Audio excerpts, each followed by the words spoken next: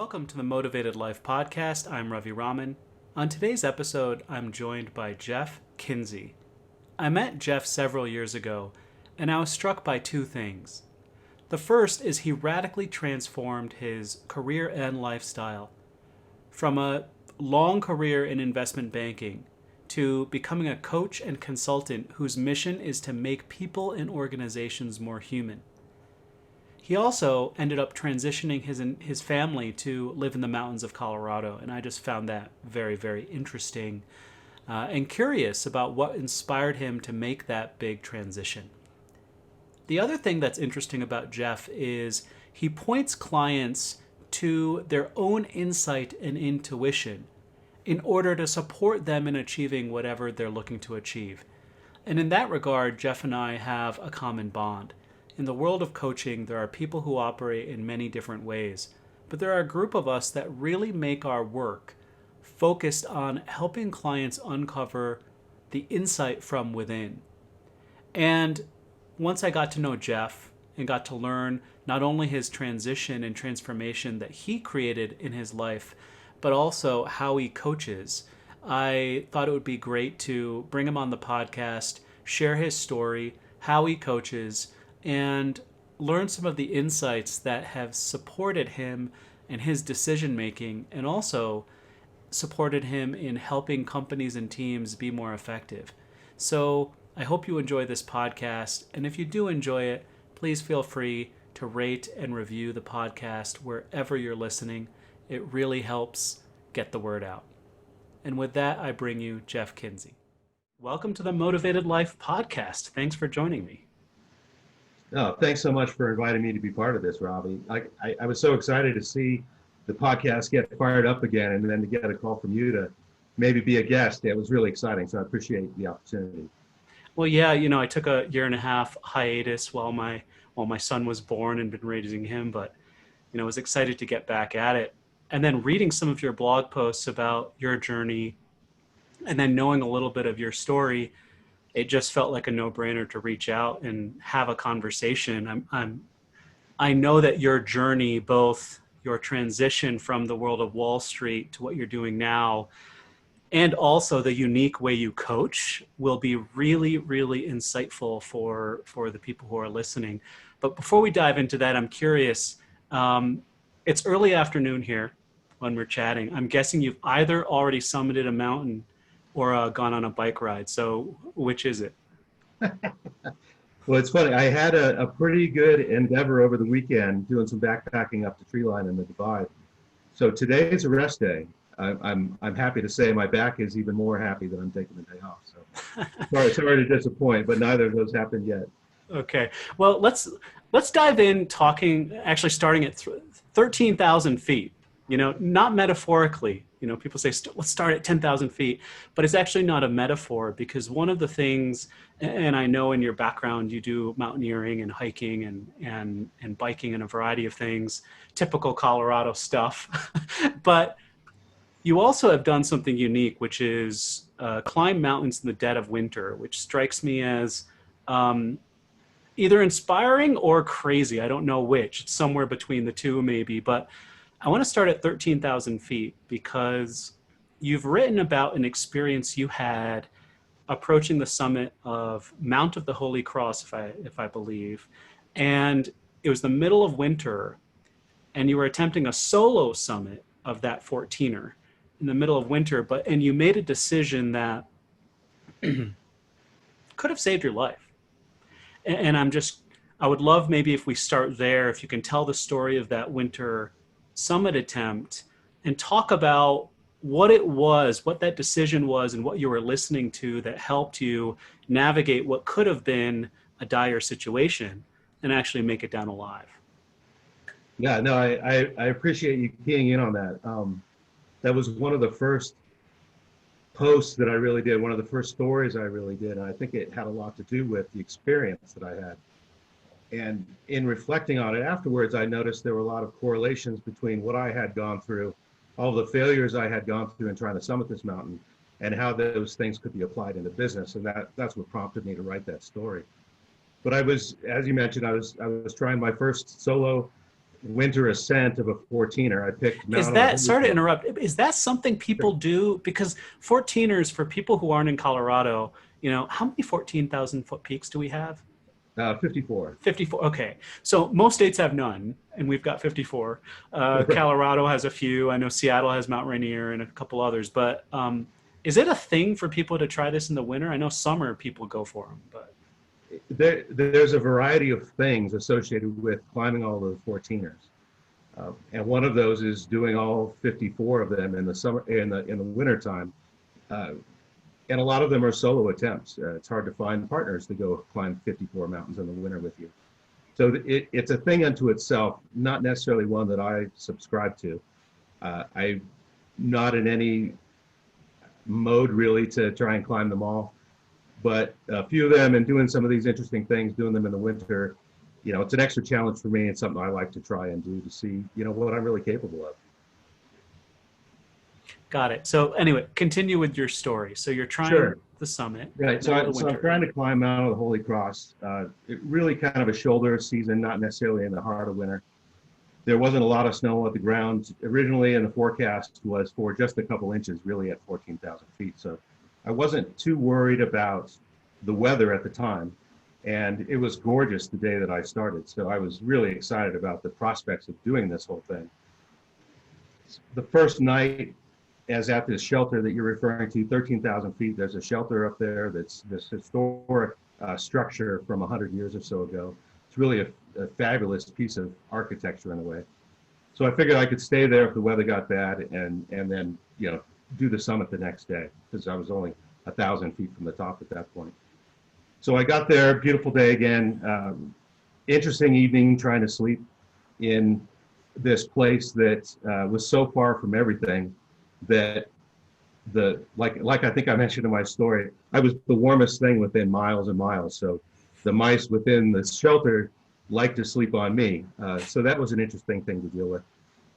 But I was awoken in the middle of the night with the storm that had come in, and by the morning it had blown the door through and left a couple of feet of snow for me to deal with. It was pretty much at that point when I realized the summit was not going to happen. And it was a very quick decision on my part that if that wasn't going to happen, I needed to get out of there as soon as possible. I looked outside the door, I saw the trail that I had come in on start to fill in with snow, and I knew I had very little time to try and get down. 13,000 feet is about 1,500, 2,000 feet above tree line, so I was completely exposed to the elements at that point. And I knew that if this trail filled in, I wouldn't be able to find my way back. And the inability to find my way back put me on the edge of this 2,000 foot cliff, trying to find my trail to get me back down to the trees. So that was really the scene itself. Is I had to make an instant decision whether to stick with my goal of climbing this mountain or just understand that today wasn't the day and it was time to get to safety before anything else. Yeah, I'm not familiar with, I've never been on Mount of the Holy Cross. I've done a couple 14ers only in the summer in great weather.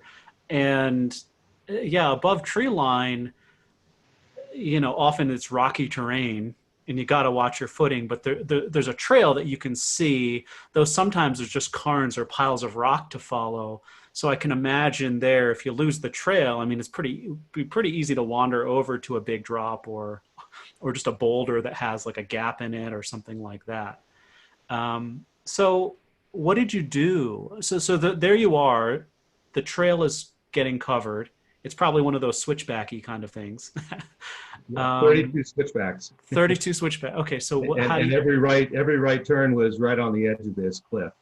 So you had to make every right. Okay. At least you know which way to go. Right turn. But so what do you do? How did you find your way back down to tree line? It had a lot to do with just knowing that I had to make every right turn.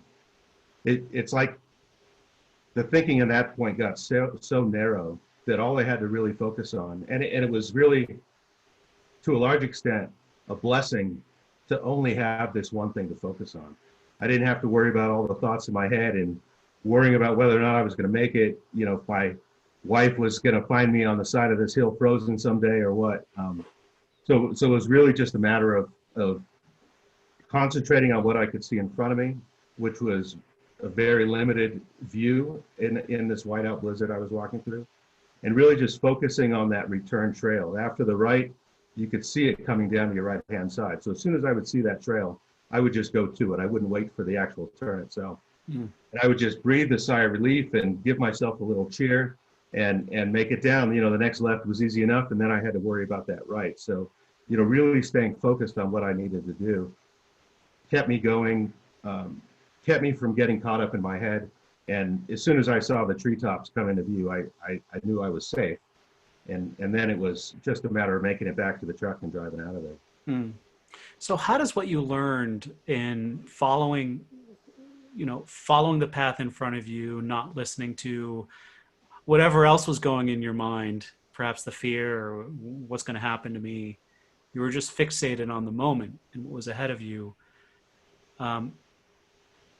Talk to us a little bit about how that translates to how you actually coach and support leaders and teams. And just, we'll get more into this, but you're an executive coach, and we'll get into your company and what you do.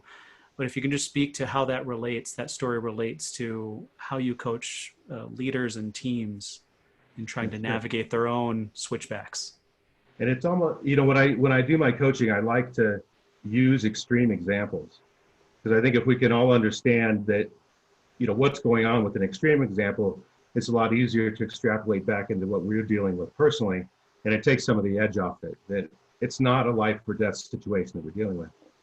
And I think the decision in this case is one that I've been faced with a number of times, especially in my backpacking and climbing career, that you realize you're in the position where if you overthink it, you could die. And when faced with that thought in your head, it's almost easy to say, well, then I'm not going to think about the death part of it. I know that if I go there, I might not make it. I want to give myself the best chance to make it. So I'm really just going to let that thought go by. And I'm going to focus on what's in front of me right now. I find a lot of leaders, especially now with COVID and what have you, are really stuck in a way in the thoughts that their minds are creating and buying into the story that's being created really between their ears. And it can be a really frightening story. We can create just incredible stories within our head about what could happen. So knowing that personally, that we have the ability to let some of those thoughts and feelings go by and really kind of let settle what the most important thing to do is right now. Mm-hmm. When we're able to get away from our thoughts a little bit and find a place of calm, then it's obvious to us what the most important thing to do is right now. So that's a lot of the way that I coach, is really helping people to understand the noise that's being generated, mm-hmm. and the irrelevance in a way of what that noise is, and give them the tools that they need and the perspective that they need to sort of let that go by and wait a second, take a breath, wait a second, and see what comes to you. Chances are that's what you need to do. You're speaking to two things, one of which I hear a lot of people talk about and is probably not going to be a surprise to people, but one is quite unique and is also very much in line in spirit with how I coach and work with my clients. The one aspect is the idea that, there's a lot of noise in the mind. And if we can have a better relation to it, it can settle. And I think the mindfulness movement, wonderful movement, meditation, I think most people can understand, okay, if I have a healthier relationship with my mind, I can experience more calm. I can deal with stress better. I can sort of deal with whether it's adversity or just a business problem from a better state, right? Maybe not get so tense and be more present, be more relaxed, be more calm. And so there's that aspect, but you've also been, you're touching on a different aspect, which is, as you were emerging from that hut or whatever you'd call it at 13,000 feet, it wasn't enough to be calm. You also had to find your way down, right? You also had to find the right turn and follow the path and not fall off a cliff. And also with leaders, it's not just about being calm. It's about, from that state of mind, something arises. You were able to find your way down the switchbacks. And it sounds like that's what you're speaking to too. Would love for you to talk to that. Beyond the calm side, there's also the question most leaders have, not just how do I be calm, but how do I figure out what to do? And you're pointing them in a certain direction to find that. So maybe if you can speak to that second piece a little bit. Sure. No, I appreciate that very much. I think we, especially in sort of the constructs that we're raised in society today, we don't always understand our relationship to the thoughts that we create. And without that understanding, it's really easy for the ego to pull us out of the present moment and tell us this crazy story. And that story can seem so real and so based on fact that it's really difficult to see that you have a choice in what to do about it. And I think a lot of what I do with leaders is get them to understand their relationship to those thoughts that they're creating, to see how the intellect is this fantastic analytical and computational machine or tool that they have at their disposal. But if it's a tool, who uses it? And I think that, when you move into that observer perspective, where you're the subject and you get to observe the objects that are out there in front of you, then you can see that and become familiar with the feelings that you get when you get wrapped up in your head. When the stories in your head start to make certain feelings happen within you that are also familiar, you might not just be sure where they're coming from. And to be able to see that you can just let that thought go by, and that brings you back into the moment. And from that place in the moment, you have access to this incredible wisdom that's traveling around us all the time. And just let that wisdom come into you, and that will guide the direction you want to go. I think as we go through life, we have all these ideas of what we want to have happen, and those ideas kind of get put out there. And if we allow ourselves a calm place, then we tend to gravitate in that direction that we really, truly want to go, and not necessarily the one that we've talked ourselves into, or that we've let our friends and spouses and parents help talk us into. Or social media. Or social media, for sure. It's so easy to, anything that comes in from the outside, the intellect loves to grab onto and make meaning out of. And if you jump on there with it, who knows what kind of path that can take you down. So if you understand that that's how the mind works, then when you see and feel that happening, you can sort of step away from it. And in that place where you're calm now, stepped away from the noise that your mind is making, then you can take in what really is your true path. That's the direction you've put out there. And from a calm place, you can see the next step much more clearly. I want to talk a little bit about how this worked for you earlier, a little earlier in your life, and share a bit of your backstory. You started out as a banker on Wall Street, right? You were on... Right. Well, I worked for Wall Street Bank. Yeah. Out of California or Colorado. Yeah. Okay. So you're working at Wall Street Banks. I'm curious for you, because people listening are in a variety of different professional fields. I'm curious what attracted you to banking as a profession, and then after about 20 years, what inspired you? Was it insight? Was it wisdom? Was it something else? What was it that inspired you to take your life in a totally different direction and move to the mountains of Colorado and start a new life as a consultant and coach? So what attracted you to banking as a profession to begin with? It's a great question. I think like especially most men, I think in today's society, we come out of the world and we start our way in life, and we look to the people around us to try to find some guidance and direction.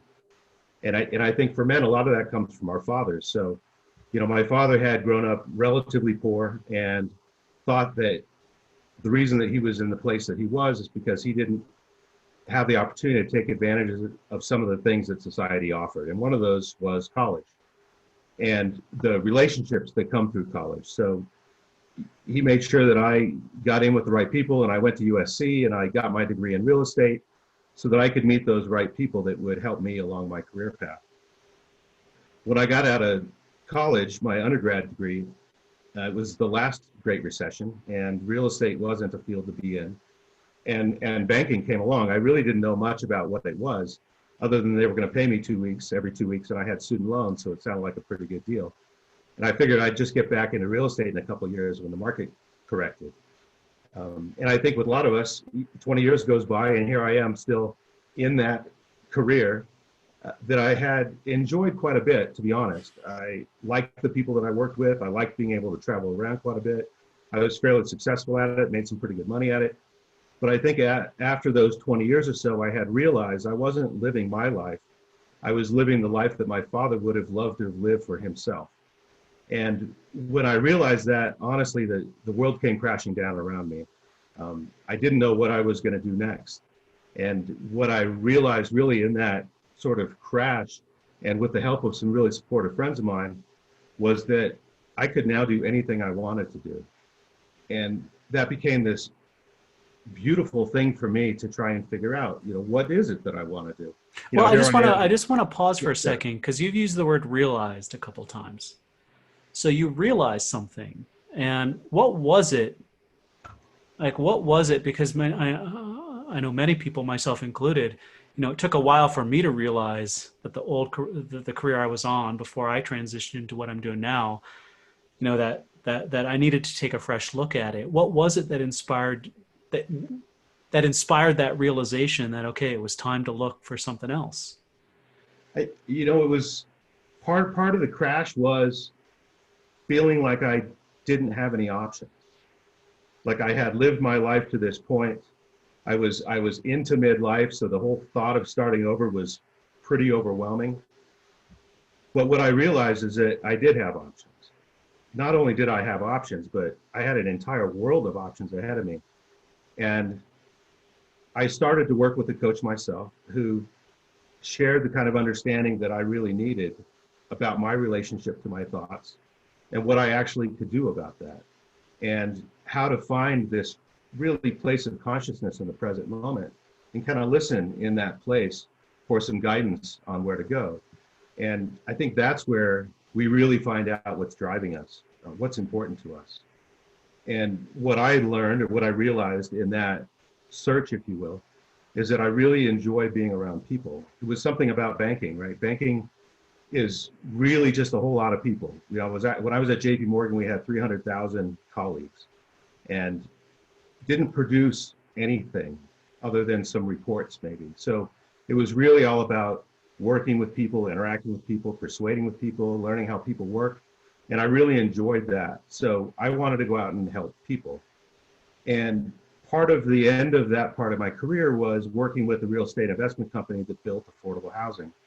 And I was exposed to that, to what it really means to help people, giving people homes that had never had them before, and being able to meet those people and see what you're really doing with people. That inspired me beyond anything I had experienced in life up to that point, honestly. I started working in prison, teaching entrepreneurship with returning citizens. I started working with nonprofits that helped homeless people find jobs. And that became my real driving force. Mm. And where did coaching, let's talk a little bit about what you're doing now, and from that realization and sort of transitioning out of your old career, tell me about that journey of then finding what it is you're doing now, which is consulting and coaching with the Logos Group, your company. Right. So I think it's this combination, and this is what I think I bring to my clients. So it's, like I mentioned before, an understanding for how people work effectively together. And then the process that I went through, kind of learning more about myself and what I wanted to then offer the world, was gaining an understanding of how people work intrinsically. Mm. So to package those two things together, I thought I had something really valuable, really this piece of gold that I could share with others.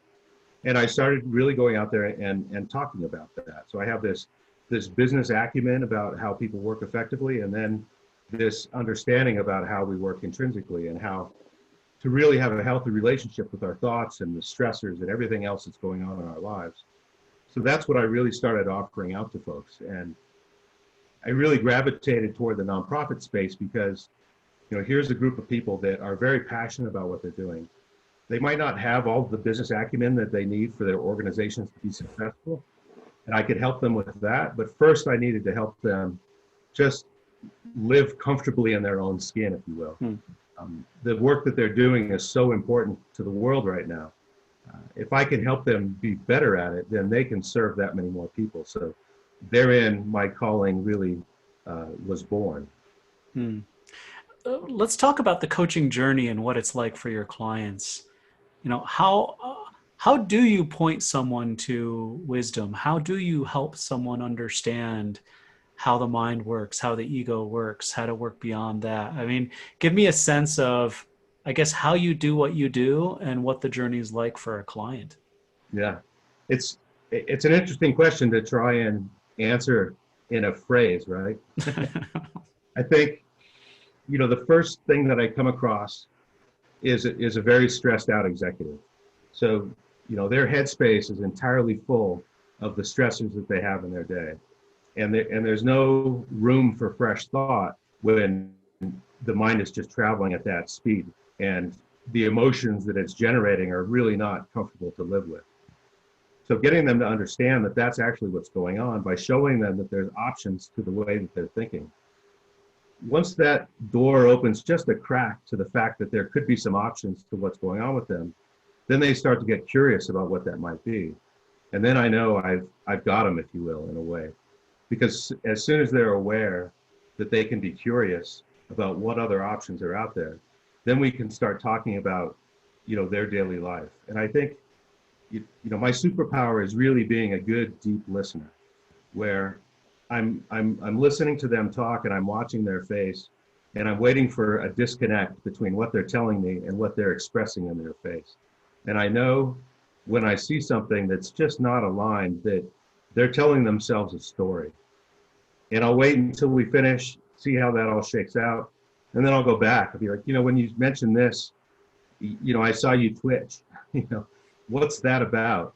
And then we start going deeper and deeper into what's really going on there, and get them to understand that there's something that's driving that experience that they're having, right? There's something that's happened outside of them that they've created a story around, that they are then being, feeling these stressful feelings about. So if I can get them to see that separation, then they can get comfortable in that place of presence, and they can then become the observer again and be able to look at what's out there in front of them and decide how to interact with that space. So as I coach, I take people down this path, and I watch them change from week to week, from being really tight and stressed, and if you don't help me deal with this fourth thing on my list, I'm never going to get through the day, to where they realize that they can step away from that, and that a lot of the stress they're feeling is just the headspace that's being taken up by them thinking over and over through what they should be doing, need to do, how they screwed up this or screwed up that, or they got a big thing coming up that they need to be prepared for. And all of that thought is really a waste of time. And if you get rid of that headspace, then you have all this extra space just to let things happen in front of you, and to take whatever that next step is that needs to happen to move down the road. Your comment on options is interesting, because I think most people will understand in the world we have options, right? If you're watching this on YouTube, you can see I have two pens, right? I have two options, right? Which pen do I take? So in the world, in what appears to be the world out there, options make sense, but you're commenting on something different, which is options in terms of how we actually experience our system of thought, how we think, what we think about, and our relationship to thought. Like, those options, I think, are new for a lot of people. I know when I first explored the nature of my mind, it dawned on me, there's more than one way to think. Oh my gosh. And it can feel totally different. And so that I think that point is really, really interesting and spot on that you've made about, we've got options in how our inner world operates, not just options in, say, which grocery store do I go to or which pen do I use, in the world. Now, how do you distinguish, because you also do consulting, right? And then you do coaching as well. How do you distinguish how you operate from, say, how other coaches and consultants are operating. I don't know if you have an opinion on that. I'm guessing you interact with some other coaches and coaches operate many different ways. I'm curious if you have a way of distinguishing the way you're operating from how you see others operate in the world of coaching and consulting. Yeah, I think so. One of the advantages I guess I had in working for big banks is that they never hesitated to bring in a consultant whenever they had a question about something. So I had 20 years of watching consultants come in and go out, and not to disparage any consultants that might be out there watching, but for the most part, it seemed like a very tactical gap analysis process. They would come and they would ask questions about the operations, how things were working, and then issue a report with a lot of suggestions on how to make things run more smoothly. I don't remember there ever being a component of that process that included the humans that were involved. So I was fairly adamant about not being that kind of tactical consultant. So to me, consulting and coaching are very similar in the way that I approach it. The consulting tends to be looking at the organization as if it's a human. What is the inherent culture of that organization? And I'll go through a whole workshop to derive what the inherent culture of the organization is. What kind of impact do they want to make on the world? What does success look like from that lens? And then what kind of behaviors does the team need to have in order to actually be successful there? So it's really deriving the personality of the organization and then making sure that all of the operations within that organization are aligned with that culture. The way they even post job descriptions for hiring, how they promote and manage their personnel, how they go out and acquire new clients and then service those clients. All of those things have to do with the culture of the organization, which is a living, breathing organism to a large extent. So that mirrors the consulting that I do in the same way. I'm really curious as to why this organization is doing the things it's doing, much more so than I am interested in the things that it's doing. The why at the bottom that's really important. And I think that's what makes me different than most consultants is the tactical stuff comes later. We need to fix the human first, right?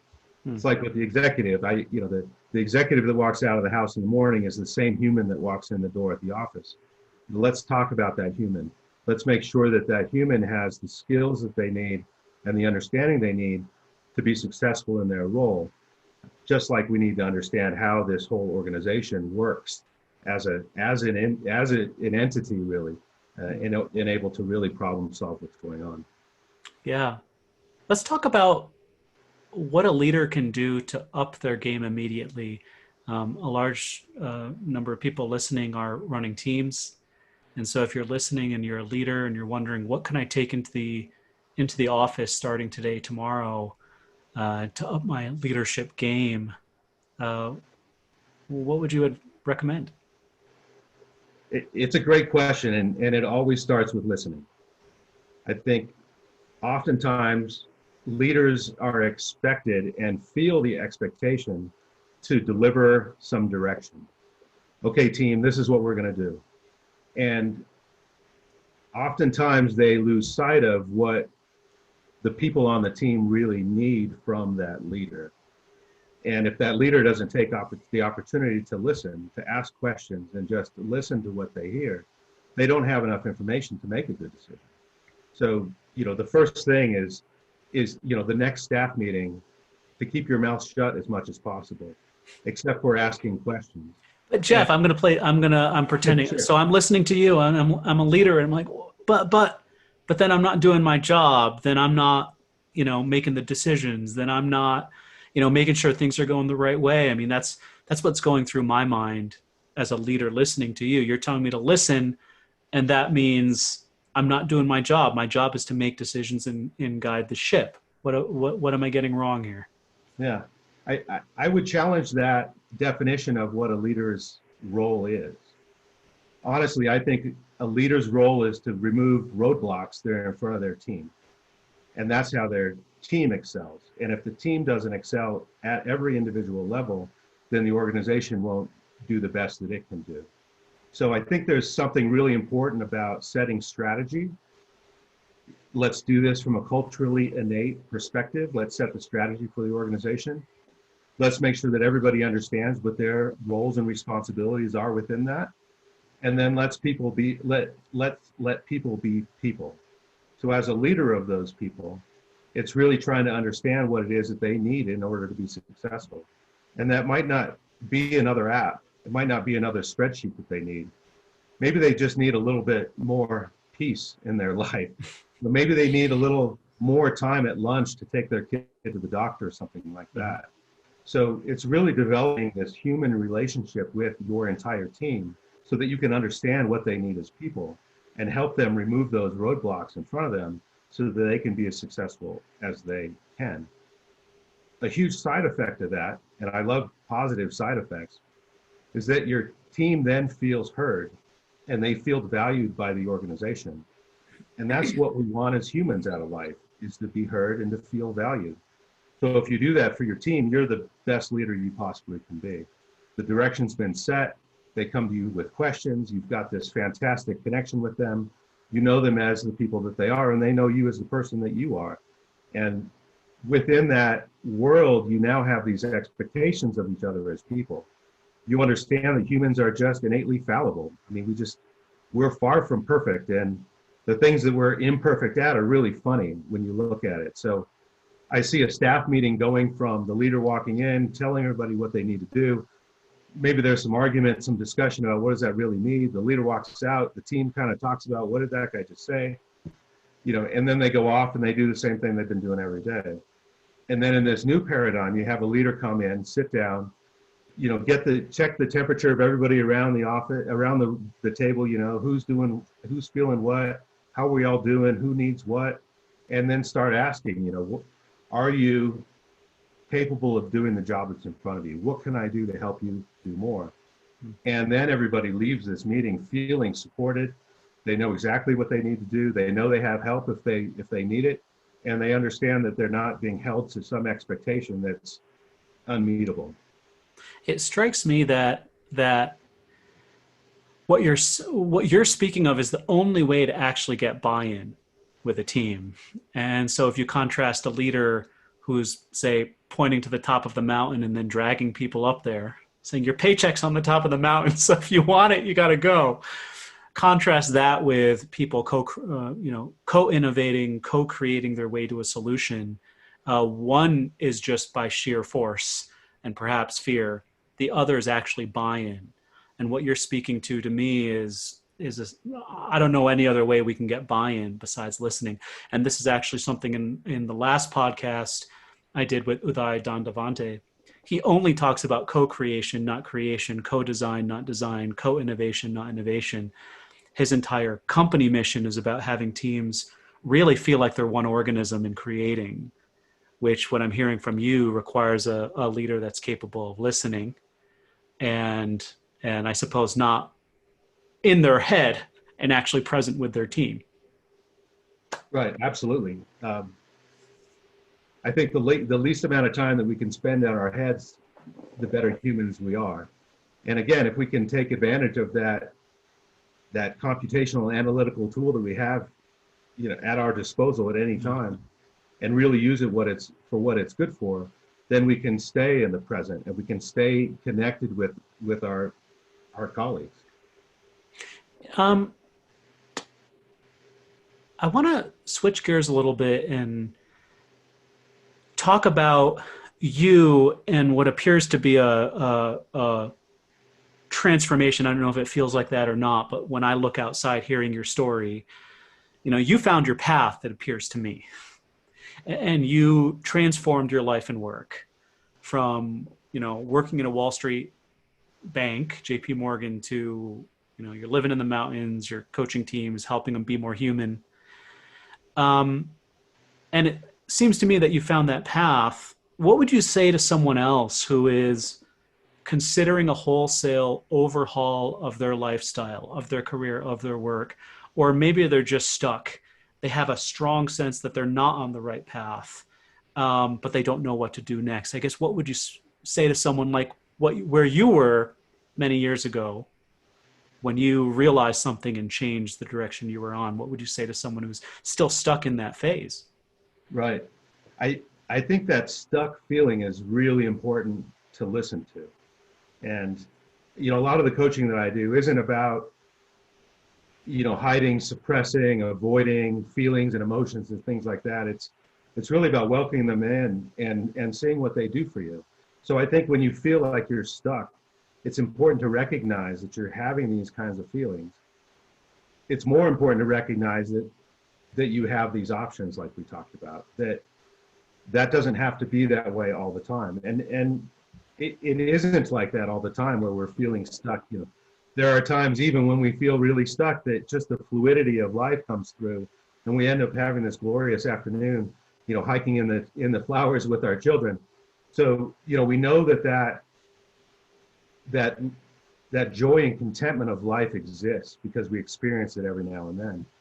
And what I can tell them and tell you is that can be life all the time. There's always going to be, trials and tribulations and stressors that come in. But when you understand how to recognize them and what kind of relationship you have with them, and, it's how seriously do I want to take this thought? Very or not at all. If not at all, let it go. If I don't like the way this is making me feel, I'll let it go. So I think it's really important for people that are realizing that maybe they're just not in a place where they're happy to see that it's not anything that's outside of them, that changing circumstances, changing those inputs that they're getting from the outside aren't going to fix anything, that they need to come to grips with who they are internally. They need to take a breath, and when you take that breath, you start to look inward. So look inward and see what it is that really resonates with you as a human. What kind of things, maybe even that you're doing right now in your day-to-day job that you might hate so much. There's probably a few things in there, or a few relationships that you have, a few tasks that you have to do that you really enjoy. Those are really good indicators that maybe a path in that direction is something that could be better for you. So take some time to find yourself in a clear space where you're not in the middle of the job, at work, under deadline pressure, trying to figure out what you should do next for life. That's not the time to do it. We talk about shaking up a snow globe, and that's your mind on thought. You can't see through the snow globe with all the snow shaking around inside. So put that snow globe down. Put it down. I have many of those. My aunt used to give me those. My aunt lived in New York City. Whenever we'd visit, she'd give me a new snow globe. So growing up, I had about half a dozen of those sitting in my house. Anyway. No, that's fantastic. It's such a great metaphor because, when you're just so caught up in thought, it's like you're shaking that snow globe as hard as you can, and you can't figure out why you can't come up with the right answer because there's so much going on. There's just no way. So put it down. Put the snow globe down, take a breath, step away, and just see what comes to you when you're in a calm place. The wisdom that comes to you in that place is extraordinary. And that I keep following that every day. If I find myself starting to move down a path and I don't feel joy and contentment with that, I know that I've gotten caught up in my ego, that I've given my ego something to analyze and compute, and it's just taking control, and it's telling me how dumb I am, or what am I thinking doing that, or, haven't I learned, all those stories we tell ourselves. When I start to hear that, feel that, because, you get a tightness in your chest that is a true indicator that something's going on. Take a breath, step away, wait for some fresh thought, and see where we go next. So I wanna maybe push on that, and I, in my own personal experience, I completely agree with what you're saying. But what would you say to someone who says, well, but if I'm not suffering, I'm not getting ahead. If I'm not working hard, I'm not going to climb the ladder. If I'm not putting in more hours, then how can I make it to the C-suite? That suffering is just part of the game. Right. I feel like I can keep going on and on. There's a lot of stuff. I know my ego used to tell me. What would you say to someone who's stuck in that? Because what I hear you saying is that there's joy and contentment at the heart of it, right? If I'm not feeling that, you said it's a sign that there's something to look at there. What would you say to someone who doubts that? Yeah, well, it starts with this premise that suffering is important in a way for us to learn and then reach our goals if we've suffered enough. And I'll say that's just a flat out lie. I think our society has trained us to believe that suffering is not bad or it's not important for us. I see it as just busy thought, to be honest. Like we mentioned before, I think when you put it out there that you really want to be a leader, you really want to run an organization, whatever that is that you really want to do. I mean, that's out there. You're moving in that direction no matter what. So suffering over that process of going there doesn't do you any good. I talk to clients about how, I have this process where I just suffer through this thing. If you're telling me I don't need to do that, how am I going to learn? And I love to come back and say, well, it sounds like you haven't learned it yet. You keep going through this same process and feeling the same pain and giving yourself the same hateful self-talk that you have, and you haven't been able to think your way out of this box. And that's the problem. You can't think your way out of the box. Mm-hmm. You need to step back and wait for some inspiration. And because you've already felt it within your bones that you want to go in this direction or another, when you find a place of calm, that's the direction you're going to move in. Mm. What are you thinking deeply about right now? I'm just curious, could be a book, could be a movie, could be an idea. It could be the next mountain you're looking to climb. What's sort of occupying your thought, or what are you looking for fresh insight around right now? It's a great question. I read a lot. I read a lot of nonfiction. I read a lot of fiction. I'm always into really artful prose. But I think what I tend to be looking for is other ways of explaining this sort of understanding of our relationship to our thoughts.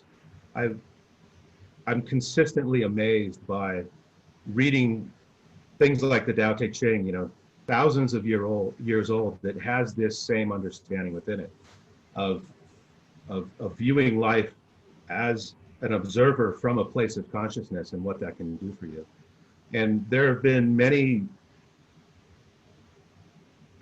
very smart people, very in tune, insightful people throughout humanity that have found this understanding and have written books about it. And even now, there's so many books being written about mindfulness. I love finding just different little examples and ways that other people are thinking about this. So that's what I'm thinking deeply about. And I think in the end, that helps me really serve my clients better as they come to me with new and different challenges. And as I've talked to them about many of these things that I'm sharing with you, it doesn't always resonate, right? There's still this opportunity or this chance that they're still caught up in their head, and snow globes don't do it, right? They just haven't gotten it yet, even though we talked about the snow globe, right? So coming up with some other perspectives and angles and metaphors that I can use to help them, again, just put that snow globe down and sit back and realize their relationship to the meaning they're making out of their experiences. Where do you see yourself in the next 2-3 years? Wow. Doing this as much as I possibly can. A week, every week, full of client coaching opportunities, podcast opportunities, creating culturally based strategic plans for companies, and spending as much time as I can up in the mountains, trying not to kill myself. Well, that sounds like a good plan, especially the not killing yourself part and the, enjoying some nice views from the top of those Colorado peaks. If people would like to connect with you, how can they connect with you and your company? Yeah, no, I appreciate that. So my company is the Logos Group. I'm at thelogosgroup.net. Also on LinkedIn. The Logos Group is on LinkedIn, as well as Jeff Kinsey. Those are probably the best play. I'm Jeff at thelogosgroup.net. Great. Well, Jeff, it's been a pleasure speaking with you, exploring the nature of the mind, state of mind, wisdom, and what it's like to really, as a leader, listen and lead in a whole new way, in a way that's hallmarked by peace and calm versus stress, struggle, and effort. I love that. And best of luck with all your future mountains and business adventures. Thank you so much, Robbie. So appreciate you reaching out to me to be part of this. And best of luck to you as well. Look forward to seeing you again soon. I hope. Take care. You too. Bye now. All right.